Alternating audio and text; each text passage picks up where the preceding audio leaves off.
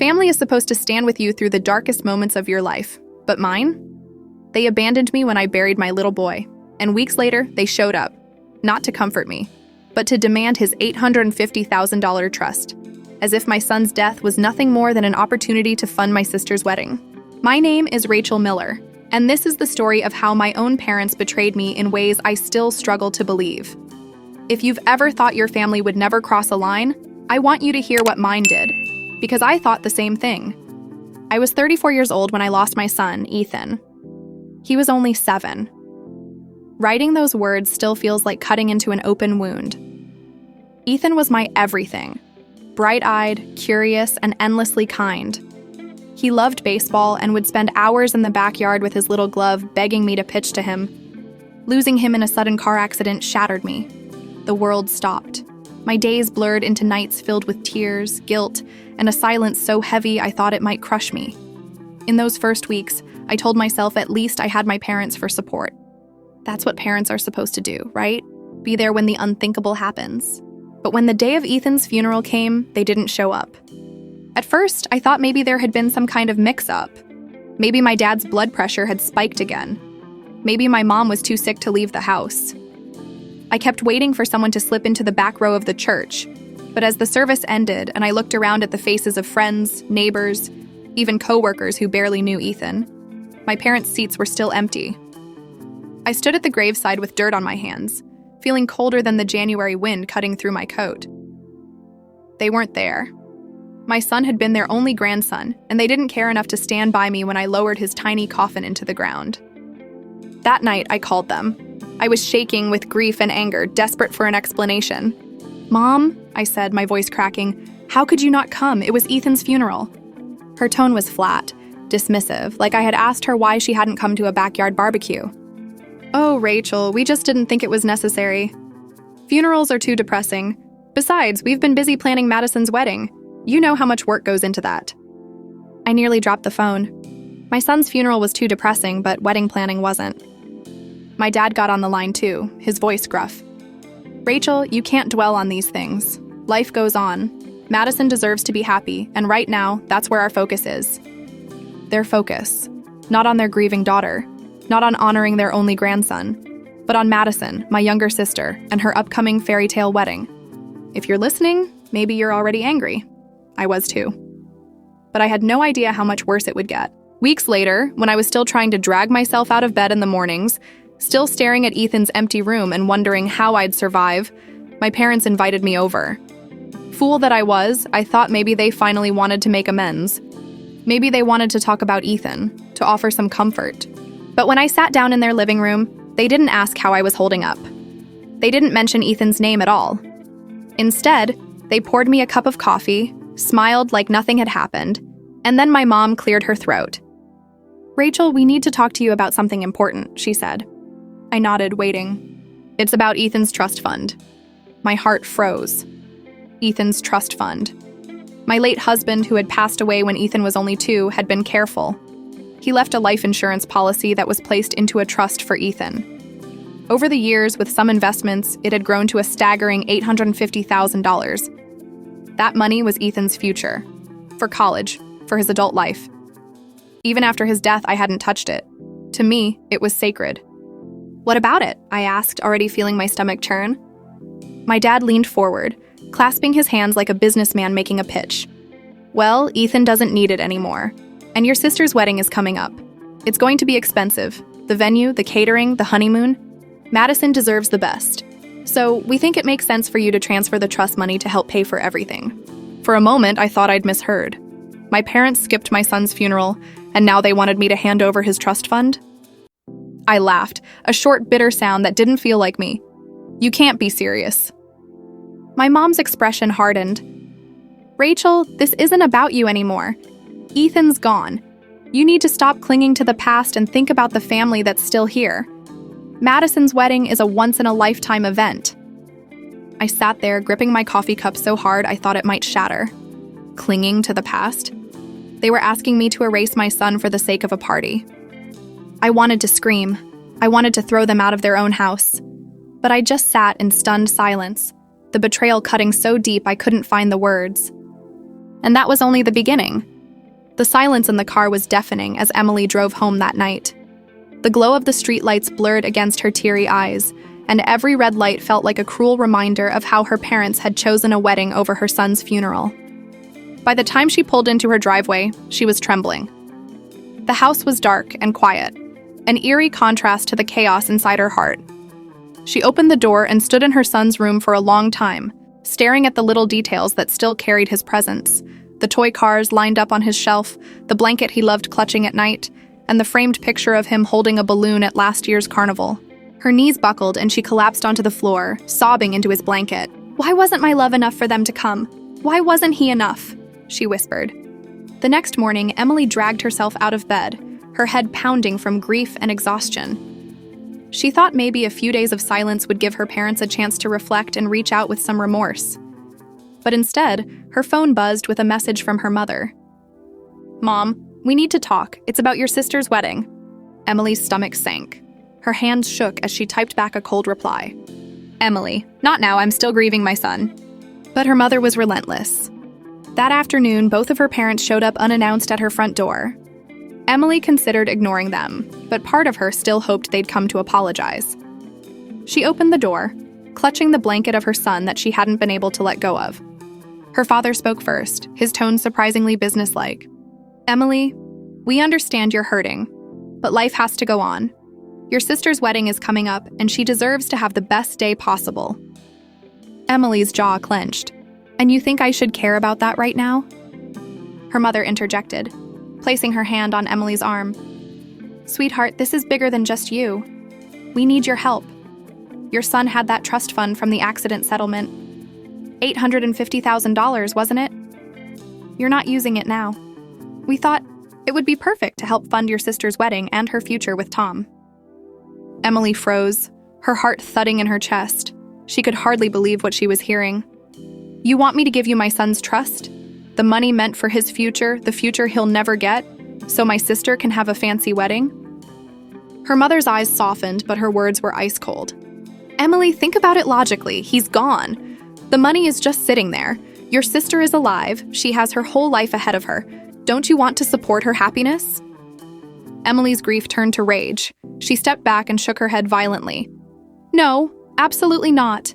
That money is a memory of my son. It belongs to him, even if he isn't here to spend it. How dare you even ask me that?" Her father's voice rose. "Don't be selfish, Emily. We skipped the funeral because we couldn't cancel the wedding plans. It would have ruined everything. Now you're standing here trying to ruin your sister's happiness too. You've always been so dramatic, so self-centered.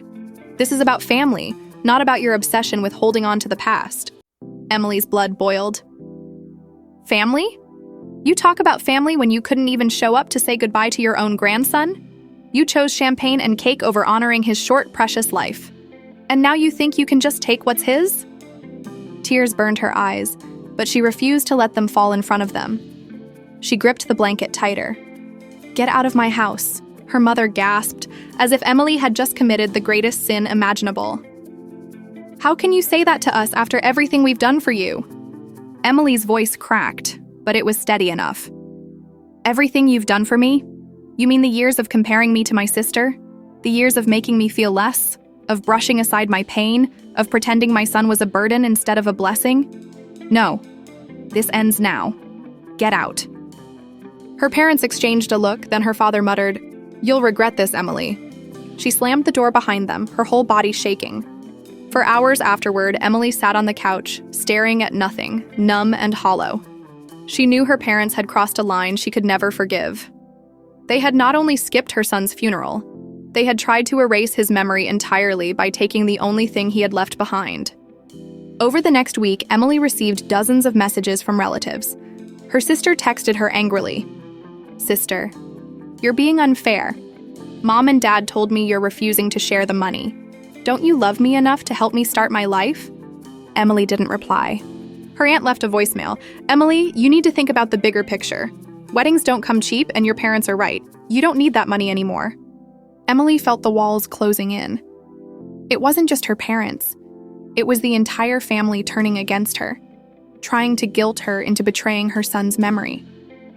But in the quiet of her home, surrounded by his belongings, Emily made herself a promise. She whispered into the blanket she held close, "I will protect what's yours, baby. No one will take it from you. Not them, not anyone." That night, she contacted her lawyer. "I need to make sure my son's trust is locked down," she said firmly. "I don't care what it costs. No one can touch it but me." The lawyer assured her it could be done, and Emily felt the tiniest flicker of relief. But as she hung up the phone, she knew this was only the beginning. Her parents weren't going to let it go that easily. And deep down, she feared she hadn't seen the worst of their betrayal yet. Emily thought locking down her son's trust fund would give her some peace of mind. But instead, it sparked a storm she could never have predicted. Within days, her parents began their campaign against her. They didn't just pressure her privately anymore. They dragged her name through the mud with relatives, family friends, and even members of their community. One morning, as Emily scrolled through her phone, she saw a Facebook post from her mother. "Some people in this family value money over love, even over family. We sacrificed so much for her, and now she refuses to help her own sister have the wedding she deserves. Shameful." The comments were filled with relatives chiming in, "That's so selfish. She's bitter and cruel. Imagine refusing to help your sister on the most important day of her life." Emily felt sick. They had twisted the story to make her look like the villain. No mention of her son's funeral. No mention of the $850K trust fund belonging to a little boy who never got to live his dreams. Just her, painted as cold and greedy. Later that day, her sister Rachel showed up at her door unannounced. Unlike their parents, Rachel didn't bother with politeness. "You're unbelievable, Emily," Rachel spat, barging inside. "Mom and Dad told me everything. You've always been jealous of me, haven't you? Now you're proving it by hoarding money that could change my life." Emily stood her ground, though her hands trembled. "This has nothing to do with jealousy, Rachel. That money isn't mine. It was Jacob's, my son's. He's gone. But that doesn't mean you or anyone else gets to steal what was his." Rachel's eyes narrowed. "Steal? It's not stealing if it's for family. I'm your sister. If you really loved me, you'd give me what I need. Instead, you're hiding behind a dead child's money." Emily gasped, her face draining of color. "A dead child? You mean my son? My baby who never made it to his 6th birthday? How dare you speak about him like that?" Rachel shrugged coldly. "I'm just being realistic. He's gone, Emily. I'm still here. Why should his future matter more than mine?" The slap came before Emily even realized what she was doing. Rachel staggered back, eyes wide with shock. "Get out!" Emily hissed. Her voice shook, but her anger burned hotter than ever. "Get out before I do something I regret." Rachel stormed off, slamming the door behind her, but her parting words echoed in Emily's ears. "You'll regret this, Emily. You're making an enemy of your own family." The days that followed were torture. Emily's phone wouldn't stop buzzing with texts and calls, relatives demanding explanations, friends asking why she was being difficult, even strangers sending cruel messages after her mother's posts spread. Her parents had turned her grief into a public spectacle. One evening, as Emily sat at the dining table surrounded by unopened letters of support and condolence cards for Jacob, her doorbell rang again. She hesitated but opened the door to find her Aunt Lydia standing there. Unlike the others, Lydia looked concerned, not angry. She stepped inside quietly and took Emily's hand. "I heard what's happening," Lydia said softly. "I wanted to hear your side before I judged." For the first time in weeks, Emily broke down. She poured everything out. The funeral her parents had skipped, the trust fund they wanted, the endless pressure to betray her son's memory. By the time she finished, her face was streaked with tears. Lydia pulled her into a hug. "Oh, sweetheart, I knew something didn't add up. Your parents have always favored Rachel, but this is beyond cruel." Emily clung to her aunt's comfort, but she also knew support from one person wouldn't undo the damage her parents had caused. That night, Lydia gave her a warning. "Emily, I overheard your parents talking at a family gathering. They're considering legal action. They think they can pressure the court to release Jacob's trust, arguing it should be redirected to family needs." Emily's stomach dropped. "They can't. Can they?" Lydia shook her head. "It won't be easy for them, but they're stubborn enough to try. You need to be ready."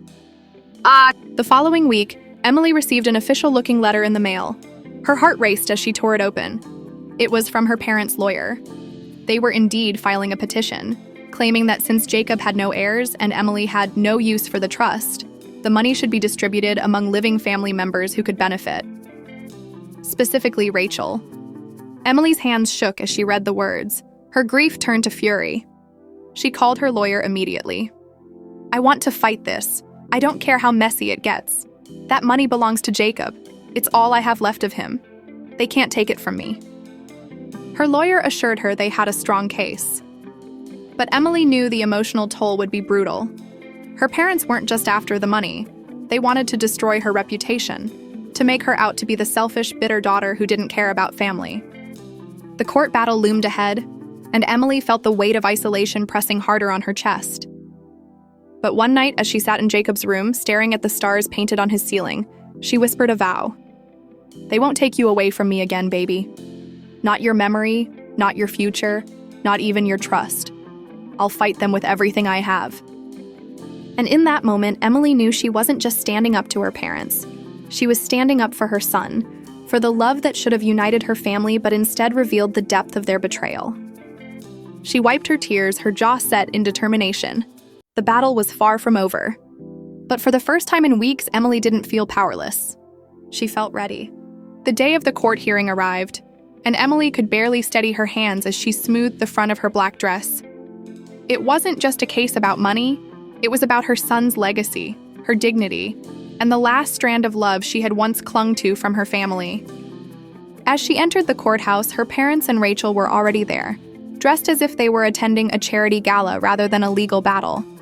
Her father gave her a cold smirk, her mother wouldn't meet her eyes, and Rachel rolled hers dramatically, whispering something Emily couldn't hear. Her lawyer leaned down to her. "Remember, Emily, facts are on your side. Stay calm, let the truth speak for itself." But calm was the last thing Emily felt when her parents' attorney stood to make his opening statement. "Your Honor," he began smoothly, "this case is not about greed, it's about fairness. The trust fund in question was left behind for a child who tragically passed before his time. That money, unused and unallocated, should not sit untouched. It should go to the family still standing, most notably Rachel, who is preparing for her wedding, a new chapter of her life. What greater honor to Jacob's memory than using his fund to bring joy to his family?" Emily's nails dug into her palms. Joy? Joy at the cost of her son's memory? Her lawyer rose next, his voice steady. "Your Honor, this fund was not created for general family use. It was created for Jacob, Emily's late son. Every cent represents his future, his education, his opportunities. To strip that away, to reroute his legacy toward a wedding, is not only legally baseless, but morally reprehensible. This is not about fairness, it's about exploitation." The judge nodded, his face unreadable. When it was time for witness testimony, Emily's parents didn't hold back. Her mother painted Emily as cold, ungrateful, and estranged from the family. "She always thought she was better than us, Your Honor, and now she hides behind her grief to deny her sister's happiness. We begged her, but she slammed doors in our faces.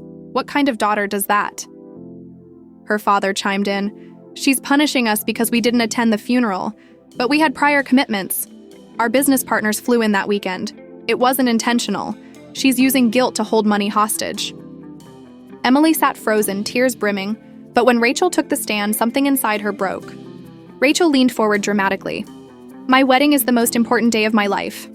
I deserve to have it funded by family money. Emily is clinging to a dead child's savings out of spite.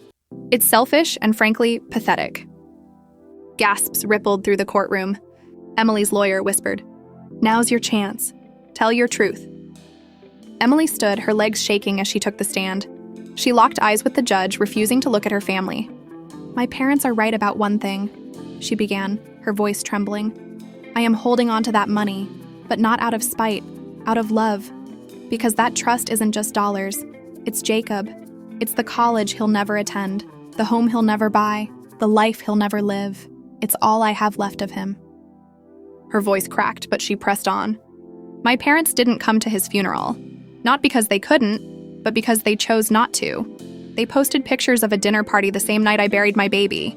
And now, weeks later, they demand his trust as if his death was some kind of opportunity." The courtroom was silent. Even the judge leaned forward slightly. Emily wiped her tears. Rachel says her wedding is the most important day of her life. I won't argue that. It probably is. But nothing will ever compare to the importance of my son's life. And taking his fund for a party, no matter how fancy, is spitting on his memory. I won't allow it. Not while I'm breathing. Her words hung heavy in the room. When the judge finally spoke, his tone was firm. This court recognizes the trust fund as belonging exclusively to the late Jacob Matthews. It is not subject to redistribution for other family purposes. The petition is denied. Emily exhaled shakily, relief flooding her chest, but the judge wasn't finished. He turned to her parents. And let me be clear, this case should never have been filed. Exploiting a grieving mother and attempting to seize a deceased child's assets for personal gain is reprehensible. I strongly advise you to reflect on the harm you've caused. Her parents' faces darkened. Rachel looked ready to burst into tears, not of remorse, but of rage. Outside the courthouse, reporters who'd caught wind of the case swarmed. Microphones thrust into Emily's face, asking how it felt to win. She gave only one statement. This wasn't about winning. It was about protecting my son's memory. Jacob may be gone, but he'll never be forgotten. And no one, not even family, has the right to erase him. She walked away, her head held high, leaving her parents and sister to stew in their humiliation. Weeks later, Emily sat in Jacob's room, a soft smile tugging at her lips as she stared at his favorite stuffed bear. For the first time since his passing, she felt peace. Not because the pain was gone, it never would be, but because she had defended him. She had stood up when no one else did. Her phone buzzed with yet another angry text from Rachel, but Emily simply turned it off. She no longer cared. Her Aunt Lydia visited that evening, bringing tea and warm conversation. As they sat together, Lydia squeezed Emily's hand. You know, Em, she said gently, sometimes revenge isn't about payback. It's about justice. You gave Jacob justice today. Emily nodded, tears welling, but no longer bitter. I think he would have been proud of me. And deep down, she knew it was true. Her parents had lost her forever. Rachel had burned every bridge, but Emily had gained something far greater. Clarity. She didn't need their approval, their love, or their acceptance. She had her son's memory and the strength he had unknowingly given her to fight for it. That was enough.